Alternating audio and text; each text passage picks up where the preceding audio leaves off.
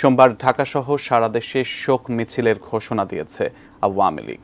বিকেলে দলীয় কার্যালয়ে আগস্ট মাসের এই কর্মসূচি ঘোষণা করে দলটির সাধারণ সম্পাদক ওবায়দুল কাদের বলেছেন, মুক্তিযুদ্ধে বিশ্বাসীদের সবাইকে ঐক্যবদ্ধ হতে হবে। তিনি অভিযোগ করেন, সাম্প্রদায়িক অপশক্তি সরকার উৎখাতের চেষ্টা চালাচ্ছে।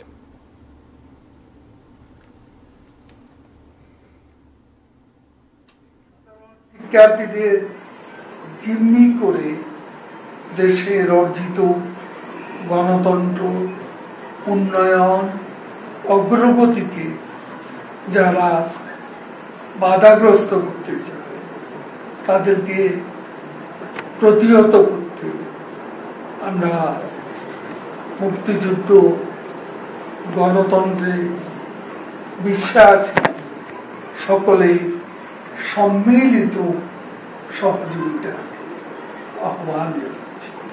সংঘাত হতে পারে, এ ধরনের প্রোগ্রাম আমরা এড়িয়ে চলি।